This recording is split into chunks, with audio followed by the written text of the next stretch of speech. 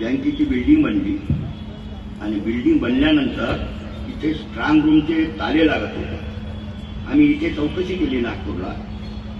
ते स्ट्रॉंग रूमचे ताले त्यावेळेला हजारोच्या किमतीत सांगण्यात आलं नाही इथे नागपूरला. तेव्हा मग मी बाबाजवळ विचार मांडला. मीटिंगमध्ये वगैरे नाही, जे सेवक असतातच बाबाची मीटिंग म्हणजे नेहमी असायची, काही ते एकटे राहत नव्हते. तर तेव्हा म्हटलं बाबा अलीगड आपण मी पाहिलेलं नाही किंवा अजून सेवक लोकांना पाहिलं नसेल, तर अलीगड पाहण्याच्या निमित्तानं स्वखर्चाने आपण अलीगडला जाऊ, तर जेणेकरून आपल्याला हे स्ट्रॉंग रूमचे 4-5 ताले लागणार आहे आणि बाकीचे सर्व ठिकाणी लावायला ताले लागणार आहे. तर ते अलीगड प्रसिद्ध नाव आहे बा, तर तिथे जाऊन आपण पाहून आपल्याला जमलं तर विकत आणू, या हिशोबानं मी बाबाशी प्रश्न मांडला. तर बाबांनी त्याला मंजुरी दिली. तर विचारलं कोणाला, म्हणजे बाकीचे माझ्याबरोबर येणाऱ्यापैकी, तर त्यांचा इथला घेण्याचा विचार होता. मला विचारलं का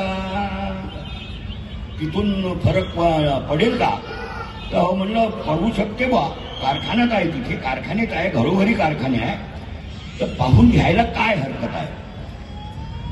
तर स्वखर्चाने जायचं ठरलं तर माझ्याबरोबर बाबा स्वतः आले. बाबा स्वतः आले तेव्हा ते ताले खरेदी केले. ते 50, 25, 30, 40 किलो 30 किलो असेलच कदाचित.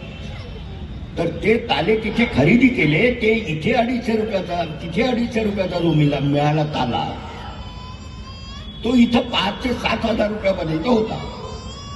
आणि बाकीचे लहान ताले बी खूप स्वस्त दरात आम्हाला मिळाले. मिळाल्यानंतर आम्ही पुन्हा दिल्लीवर आलो.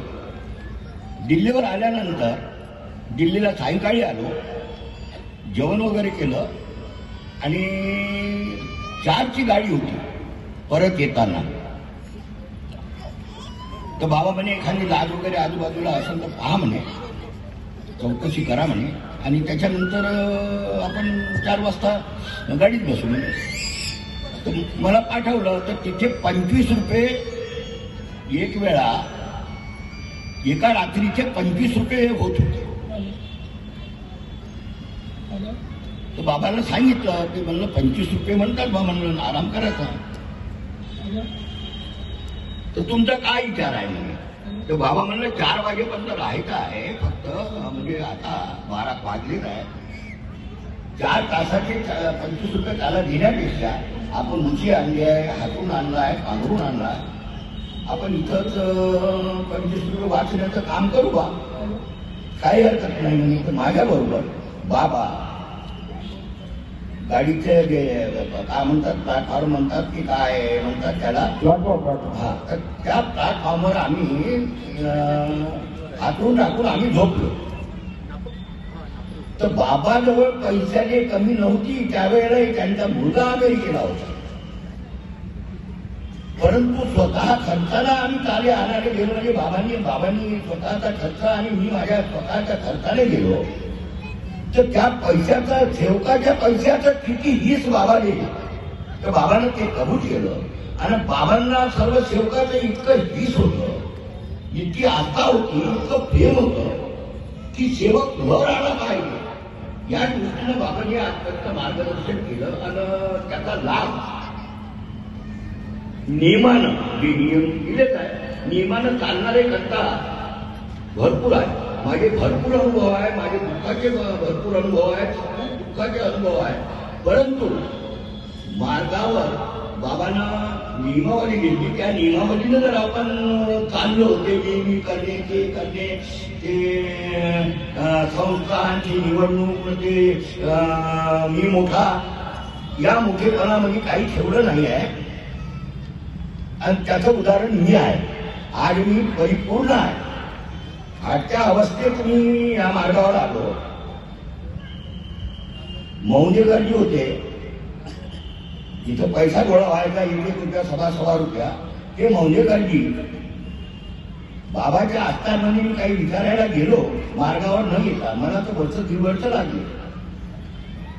तर त्यांनी मला हातून लावलं 2 वेळा, पण मी उठवत नाही, जसं मातीचा पुतळा बसून गेलो. आखरी बाबा दारात आल्याबरोबर नमस्कार केला, मी माझा प्रश्न विचारला, 1 सेकंदमध्ये त्याचं उत्तर मिळालं, मी घरात आलो. अशा अवस्थेत मी मार्गावर आलो. हा माणूस आहे आणि बाबांना जितकी सेवकाची दया होती, वर जाण्यासाठी त्यांचे प्रयत्न होते, तशीच आईची महान कृपा सर्व सेवकावर हे एवढं मोठं कार्य घडवण्यामागे की ते माऊली 12 वाजो का 1 वाजो ते दाराच्या टेक्यानं टेकूनच राहत होती. काही घुशी नाही घेत होती बसाले आणि काही खुर्ची नाही घेत होती बसाले. तर त्या माऊलीची धन्य माऊली, तिचे भव्य उपकार सेवकावर आजही ज्यानेही मार्गावर चालले, नियमावलीनं चालले, विशेष नवीन काहीच नाही. मी ज्या ठिकाणी आलो त्या ठिकाणी ते नवीन बिल्लू तयार झालं.